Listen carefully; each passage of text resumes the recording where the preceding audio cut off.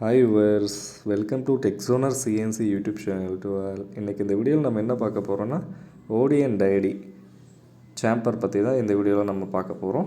அது எப்படி பண்ண போகிறோன்னா CCMT 25 ஷேங்க் 09 கார்னர் இன்செட்டில் பார்த்திங்கன்னா இந்த ஓடி அண்ட் டைடி சாம்பர் நம்ம பண்ண போகிறோம். இது எதுக்காக இந்த வீடியோவில் நான் உங்களுக்கு அப்லோட் பண்ணியிருக்கேன்னா, இது இப்போ ஓடி சாம்பருக்கும் ஐடி சாம்பர் பண்ணணுன்னா இதுக்கு இண்டிவிஜுவலாக டூல்ஸ் நம்ம போட்டு தான் அது நம்ம சாம்பர் பண்ண முடியும். ஸோ நான் அது கொஞ்சம் ஆல்டர்னேட்டாக ஒரே டூலில் கம்ப்ளீட் ஆகிற மாதிரி இந்த ப்ராசஸ் பண்ணியிருக்கேன். ஸோ இது பெட்டராக இருக்கும்னு நினைக்கிறேன். தென் பார்த்திங்கன்னா அது எப்படி ரன் ஆகுதுன்றதை பார்க்கலாம். அப்புறம் அதோட ப்ரோக்ராம் உங்களுக்கு ஷோ பண்ணுறேன். சரி, வாங்க வீடியோக்குள்ளே போகலாம்.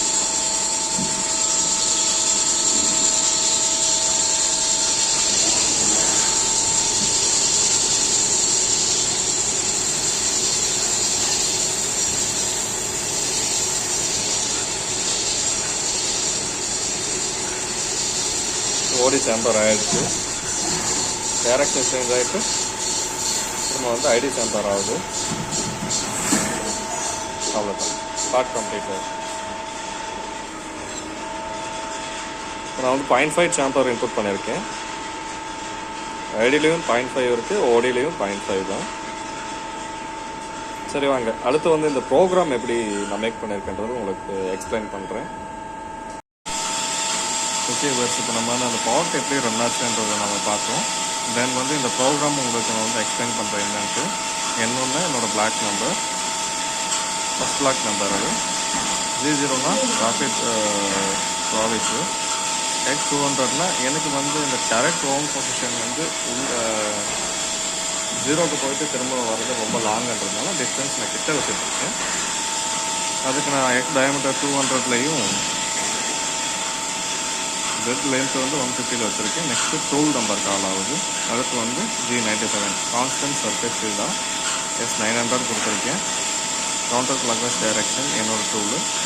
அதுக்கு G0 ப்ராஃபிட் ப்ராவிஸ். தென் டூல் நோ ஸ்டடிஸ் cancel G40. X part diameter. Z10 part அந்த பேஸ் 10 mm பேக்கில் நிற்குது. G0 Z2.0னா அதே ராக்கெட்டில் 2 mm முன்னாடி நிற்குது. G1னா ஃபீல்ட் லீனியர் மூமெண்ட்டில் 0.5 ஸ்பீடில் முன்னாடி நிற்குது.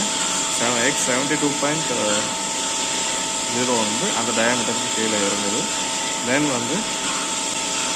G1 X81.00 F0.5னா பார்ட் பேஸ் ஆகிடுச்சு. 0.5 பேக்கில் திரும்ப பார்த்திங்கன்னா 81 டயாமீட்டர் 0.5 ஸ்பீடில் மேலே போய் நிற்கிது. அங்கேருந்து என்ன பண்ண போகிறோன்னா G1 G42 Z0.01 F0.06னா G1ல் Z அந்த ஃபேஸ் O1 பேக்கில் நிற்கிது. O6 ஸ்பீடில் போயிட்டு G42 என்னன்னா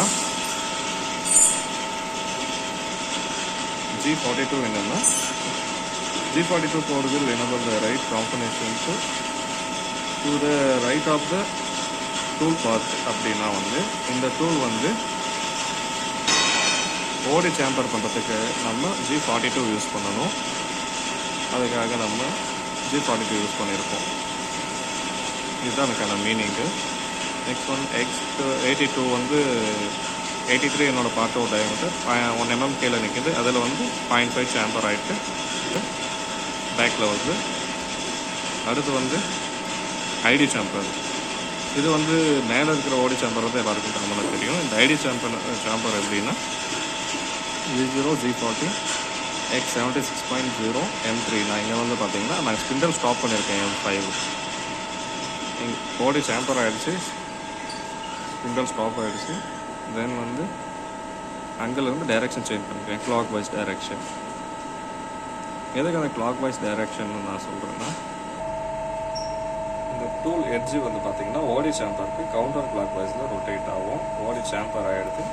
தென் எனக்கு ஐடியில் சாம்பர் ஆகணும். அப்போ என்ன பண்ணணும், இங்கே பார்ட் கிட்ட கீழே பின்னாடி அங்கேருந்து கிளாக் வைஸில் நான் ரொட்டேட் பண்ணிட்டு ஜஸ்ட்டு சாம்பர் பண்ணிட்டு ஹோம் பொசிஷன் ரிட்டர்ன் வந்துடுவேன். அது ஏன் கவுண்டர் கிளாக் வைஸ் கொடுக்கணும்னா, இப்போ கவுண்டர் கிளாக் வைஸ்லேயே ரன் பண்ணோம்னா வந்து ஓடி மேலே ஆகிடுது. தென் ஐடியில் வந்து அந்த கார்னர் வந்து ரப் ஆகிற சான்சஸ் இருக்குது.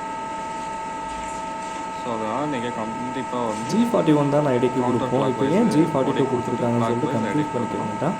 இங்கேயும் பார்த்தீங்கன்னா ஏன்னா அந்த சேம்பர் பண்ணுற ஆப்ஷன்ஸ் வந்து பார்த்திங்கன்னா ஓடி எப்படி பண்ணுறோமோ அதே மாதிரி கான்செப்டில் ஐடியும் பண்ண போகிறோம்.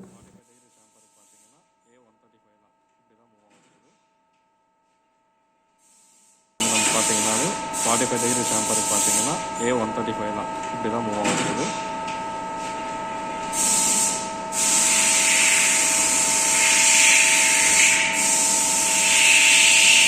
இந்த பீஸை பாருங்கள், 45 டிகிரி சேம்பர் இப்படி தான் மூவ் ஆக போகுது. ஐடியிலையும் பார்த்தீங்கன்னா கீழே இருந்து மூவ் ஆகிறதுக்கு 45 டிகிரிக்கு சேம் டைரெக்ஷன் தான்.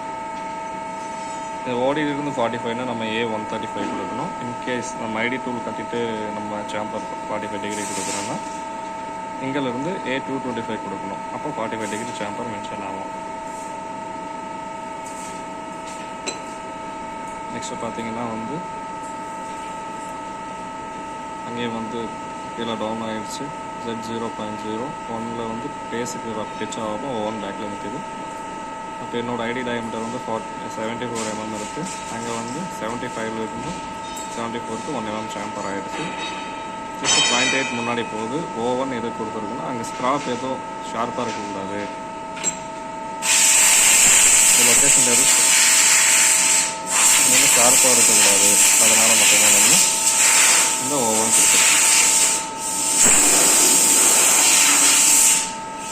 நாங்கள் டீபரிங் பண்ண மாட்டோம், அதனால் ஷார்ப்பாக அவாய்ட் பண்ணுறதுக்குலாம் நாங்கள் கொடுத்துருக்கோம். அப்புறம் வந்து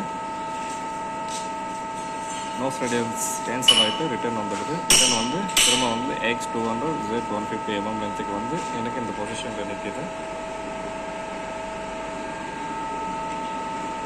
வந்து பார்த்தீங்கன்னா ஸ்பிண்டர் ஸ்டாப் ஆகிடுச்சு, ஆப்ஷன் ஸ்டாப் ஆகிடுச்சு. செக் வந்து டீக்லாம் கொடுத்துருக்கேன் நான். எதுக்கு டீக்லாம் கொடுத்துருக்குன்னா, என் பார்ட் கம்ப்ளீட் ஆகிட்ட பின்னாடி வந்து நான் அங்கே பெடல் வந்து ப்ரெஸ் பண்ணுறதுக்கு ஆட்டோமேட்டிக் நான் டீக்லாம்ப் ஆகிற மாதிரி கொடுத்துட்ருக்கேன். கம்ப்ளீட் ஆகிடுச்சுன்னா ஆட்டோமேட்டிக் டீக்லாம்ப் ஆகிடும். நான் அந்த பார்ட் எடுத்துகிட்டு இன்னொரு பார்ட் லோட் பண்ணிப்பேன். M50 டீக்லாம்ப் கோடு என்னென்னா அதுக்கு நான் ஃபுல் மீனிங் நான் சொல்லியிருக்கேன்.